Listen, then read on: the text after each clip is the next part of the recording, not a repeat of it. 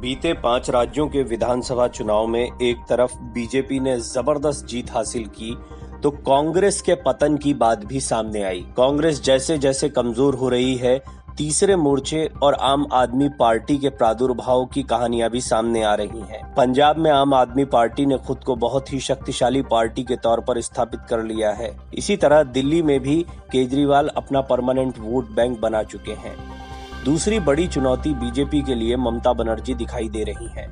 ममता बनर्जी और उनकी पार्टी तृणमूल कांग्रेस उपचुनाव में मिली जीत के बाद बहुत उत्साहित दिखाई दे रहे हैं और तृणमूल कांग्रेस के नेताओं का तो यहाँ तक कहना है कि अब देश की राजनीति उत्तर प्रदेश से नहीं बल्कि बंगाल से तय होगी। दरअसल भारतीय चुनाव में और राजनीति में उत्तर प्रदेश बहुत ही महत्वपूर्ण माना जाता है। यहाँ की लोकसभा सीटों के आधार पर यह निर्धारित होता है कि केंद्र की सत्ता में कौन जाएगा।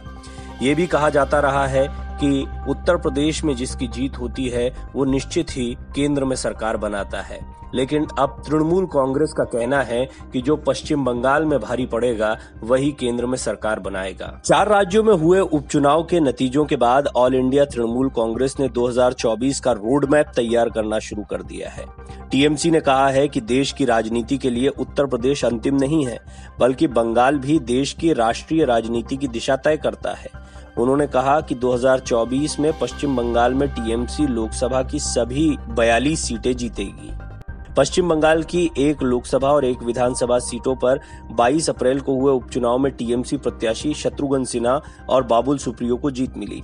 टीएमसी के फायर ब्रांड सांसद कल्याण बनर्जी ने आसनसोल लोकसभा उपचुनाव के नतीजों के बाद ये बातें कही। बनर्जी ने इस दौरान प्रधानमंत्री नरेंद्र मोदी का मजाक भी उड़ाया। उन्होंने कहा कि उपचुनाव परिणाम के बाद 2024 के लोकसभा चुनाव से पहले पीएम मोदी का सिंहासन हिलना शुरू हो गया है। आसनसोल में तृणमूल उम्मीदवार शत्रुघ्न सिन्हा की जीत के बहाने सीधे सीधे देश के प्रधानमंत्री नरेंद्र मोदी पर उन्होंने तंज कसते हुए कहा कि देश की राजनीति में उत्तर प्रदेश नहीं बल्कि बंगाल की जनता अंतिम फैसला देती है। उन्होंने ये भी कहा कि आसनसोल में तृणमूल की भारी जीत के बाद 2024 के लोकसभा चुनाव से पहले प्रधानमंत्री नरेंद्र मोदी की कुर्सी हिलने लगी है। पश्चिम बंगाल की मुख्यमंत्री ममता बनर्जी राष्ट्रीय राजनीति में समय समय पर अपनी मौजूदगी दर्ज कराती रही हैं। हाल ही में 5 राज्यों में हुए विधानसभा चुनाव में उन्होंने यूपी में न सिर्फ अखिलेश यादव के लिए प्रचार किया बल्कि उनकी पार्टी ने गोवा में भी चुनाव लड़ा। हालांकि दोनों ही राज्यों में उनकी मौजूदगी का कुछ खास असर नहीं पड़ा, लेकिन कई मौकों पर वो बीजेपी शासित राज्यों में किसी मुद्दे पर और केंद्र सरकार के फैसलों के खिलाफ अपनी बेबाक राय रखती रही हैं।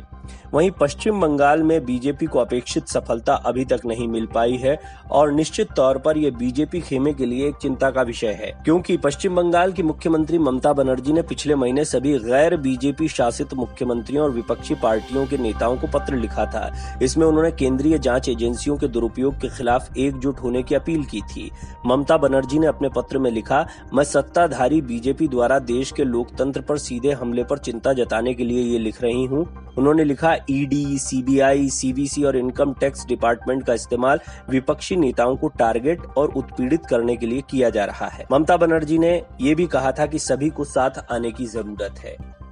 पश्चिम बंगाल में जिस तरीके से तृणमूल कांग्रेस की ताकत बरकरार है और जैसे जैसे केजरीवाल और अखिलेश यादव अपनी ताकत बढ़ा रहे हैं, तीसरे मोर्चे का एक स्वरूप दिखाई दे रहा है, लेकिन ये कभी भी साकार होता इसलिए नहीं दिखता क्योंकि इसमें नेतृत्व की लड़ाई हमेशा भारी पड़ जाती है।